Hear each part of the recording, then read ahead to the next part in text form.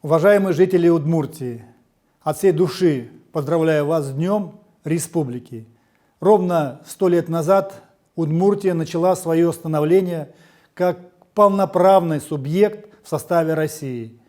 Оно было непростым, но благодаря своему легендарному трудолюбию, упорству, целеустремленности вы сумели построить экономическую развитую республику. Современная Удмуртия – это территория новых открытий и разработок, востребованных в России и во всем мире.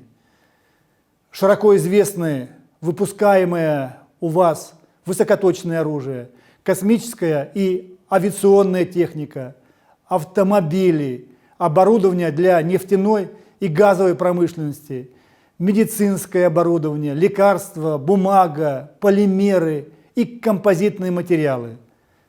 Вы накопили опыт производства, науки, технологий, которые можно и нужно перенимать.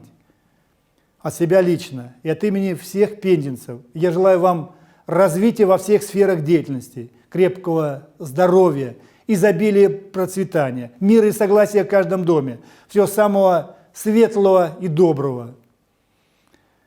Приглашаю жителей республики сделать себе подарок к 100-летию Удмуртии и посетить наш Пензенский край. Ведь еще великий поэт России Евгений Евтушенко писал: «В Пензе вся история России, вся ее таинственная даль. Если тебя в Пензу пригласили, это как почетная медаль». Вот и я вас приглашаю посетить Пензу, вы не пожалеете. А пензяки с удовольствием сегодня посещают Удмуртию. С праздником вас, дорогие друзья!